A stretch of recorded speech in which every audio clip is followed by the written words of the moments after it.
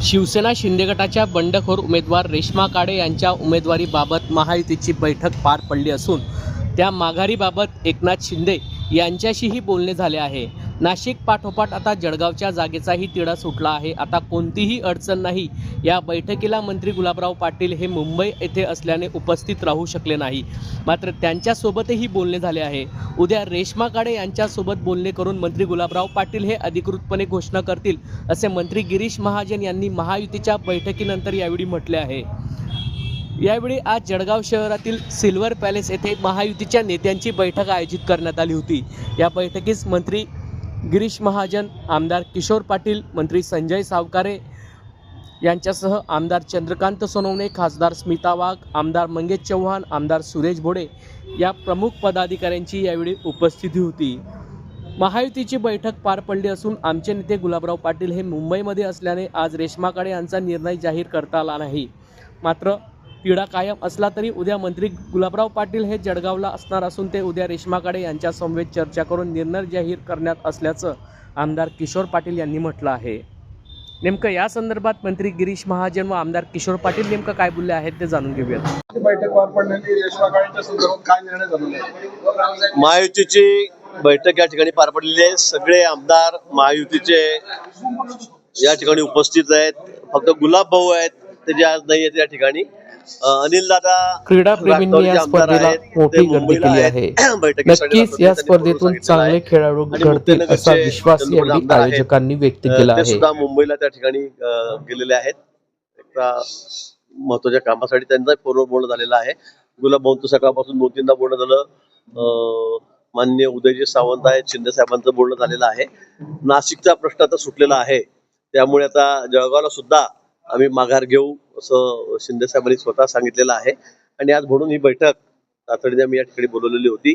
सगळ्यांमध्ये व्यवस्थित सविस्तर चर्चा या ठिकाणी झालेली आहे। पुढची रणनीती, कारण इथे कोणी शिल्लकच राहिलेलं नाही तसं पाहिलं तर।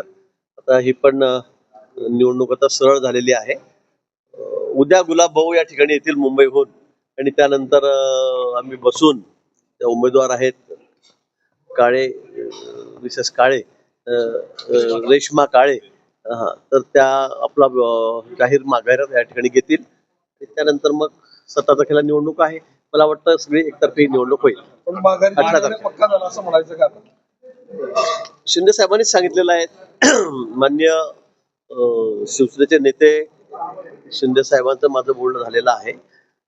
गुलाब भाऊंचं माझंही बोलणं झालेलं आहे। त्यांनी सांगितलेलं आहे फक्त नाशिकचा तिढा होता, तो सुटल्यावर हा सुटणार होता, त्यामुळे आता तिथला प्रश्न सुटलेला आहे।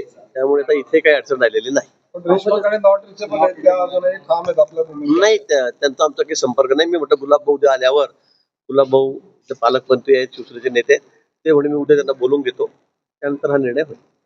या ठिकाणी सुटलेली काय चर्चा नेमकी बैठकीत झालेली आहे आणि शिवसेनेकडून नेमकी काय भूमिका या ठिकाणी व्यक्त झालेली आहे? निश्चितपणे भारतीय जनता पक्षाचे नेते आदरणीय गिरीश भाऊ महाजन साहेब आजपर्यंत महायुतीची बैठक या इलेक्शनच्या संदर्भात झालेली नव्हती, म्हणून आज माननीय गिरीश भाऊंनी शिवसेना, भाजप आणि राष्ट्रवादीच्या सर्वच प्रमुख पदाधिकाऱ्यांना म्हणजे आमदार, खासदार, जिल्हा प्रमुख यांची बैठक या ठिकाणी आयोजित केलेली होती। त्या बैठकीमध्ये नाशिकचं आणि जळगावच्या संदर्भात सविस्तर अशी चर्चा झाली। त्याच्यात नाशिकचा तिढा काल सुटलेला आहे। आजचा तिढा जळगावचाही आज सुटला असता, परंतु आज आमचे नेते आदरणीय गुलाबरावजी पाटील साहेब यांची मुंबईला अचानक मुख्यमंत्री महोदयांकडे मीटिंग लागल्यामुळे ते आज इथे येऊ शकलेले नाही आणि म्हणून गिरीश भाऊंनीच सांगितलं की उद्या आज तुम्ही मीटिंग लावून आणि तो विषय संपवा। निश्चितच उद्या गुलाब भाऊंशी चर्चा झालेली आहे। आज ते रात्री पोहोचत आहे। उद्या मीटिंगमध्ये आमचाही सगळी चर्चा होऊन आणि तिढा सुटेल असं मला वाटतं। आप्पा, या ठिकाणी जर बघितलं तर ही जागा शिवसेनेला हवी होती, मात्र ती मिळाली नव्हती। शिवसेनेच्या आमदारांची, पदाधिकारी, कार्यकर्त्यांची नाराजी कायम होती, मात्र या नाराजीनंतर ही पहिलीच बैठक पार पडलेली आहे। नाराजी दूर झाली असं म्हणायचं का आम्ही महायुतीला पाठिंबा असणार आहे? हे बघा, ज्या पद्धतीने नाशिकची जागा ही शिवसेनेची होती तर भारतीय जनता पक्ष ती जागा मागत होतं, ही जागा भाजपची होती, शिवसेना मागत होतं।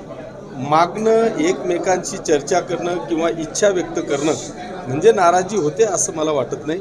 आम्ही मग ती भारतीय जनता पक्षाने तिथली जागा मागितली, जळगावची जागा शिवसेनेने मागितली. मागायचं काम आहे, इच्छुकांचं फॉर्म भरायचं काम आहे.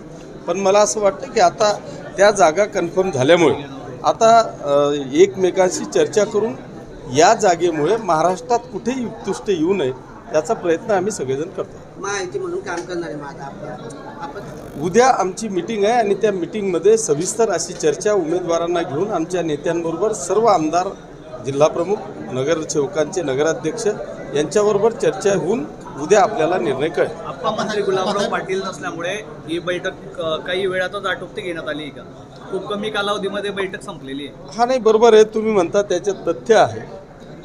इथे फक्त गिरीश भाऊ भाजपचे नेते होते. आम्ही सगळे आमदार खासदार आम्ही जरी असलो तरी शेवटी शिवसेनेचा निर्णय घेण्याचा अधिकार मला असं वाटतं की आमचे नेते आणि या जिल्ह्याचे पालकमंत्री आदरणीय गुलाबराव पाटील साहेबांना आहे. त्यांचं आणि उपमुख्यमंत्री महोदय किंवा मुख्यमंत्री महोदयांशी बोलणं झालेलं आहे. त्याच्यामुळे उद्या ते येऊन आमच्याला सगळे आदेश करतील आणि त्या आदेशाचं पालन आमच्या तमाम शिवसैनिक करतील. आपण बॅनरवर जे होतं उमेश पाटलांचा फोटो नव्हता आपल्या प्रचाराच्या बॅनरवर, त्यावर तुम्ही बोलले होते की गिरीश महाजनांची चर्चा करून मी प्रोटोकॉल पाळला पाहिजे असं देखील म्हटलं होतं. निश्चितपणे गिरीश भाऊंच्या कानावर हा विषय घातलेला आहे. त्यांनी सांगितलं की ही जी चूक आहे ती दुरुस्त होईल. त्यांना आजही बोलवण्यात नाही आलेलं होतं बैठकी ठिकाणी, त्यांना निमंत्रण देण्यात नाही आलं होतं. ते मला माहीत नाही, पण मी हा विषय माननीय गिरीश भाऊंच्या कानावर टाकला. त्यांनी देखील तशी प्रतिक्रिया दिली की आम्हाला कुठलाही फोन नाही, कुठली माहिती मिळालेली नाही. हो, ते तुमच्याकडूनच मला माहिती पडलं की जी काय पॉम्पलेट आहे पॉम्पलेटवर त्यांचा फोटो नाही, ते मी गिरीश भाऊंच्या कानावर टाकलेला आहे. याच्यानंतर ती दुरुस्त होईल असं त्यांनी पण सांगितलं. आपण प्रत्येक गोष्ट सांभाळता येत नाही. मात्र आता महायुतीची निवडणूक तोंडावर असताना महायुतीमध्ये अशा पद्धतीचे प्रोटोकॉल पाळले जात नसतील तर निश्चित नाराजीची शक्यता आहे, नाराजी ओढवतील. कार्यकर्त्यांची समजूत बरोबर आहे. इलेक्शन पिरियडमध्ये आपण सगळ्या गोष्टी सांभाळल्या पाहिजेत. जो कोणी आयोजक असेल किंवा जो कोणी ह्या गोष्टी सांभाळणारा असेल त्याला आदरणीय गिरीश भाऊ सूचना देतील आणि निश्चितपणे येणाऱ्या काळात दुरुस्त होईल. वरिष्ठांच्या वतीने साधारण सर्वांना निमंत्रण देण्यात आलं, पण स्थानिक काही नेते आहेत त्यांनी हे गोष्टी पाळलेल्या आणि पाळलेल्या. आता इलेक्शनमध्ये असं थोडंफार चालू असतं, पण याच्यानंतर काही चुका होणार नाहीत याची खात्री मला वाटतं गिरीश भाऊंनी दिलेली आहे. तशा पद्धतीच्या सूचना गिरीश भाऊंनी खाली सगळ्या भाजपच्या लोकप्रतिनिधींना दिल्या.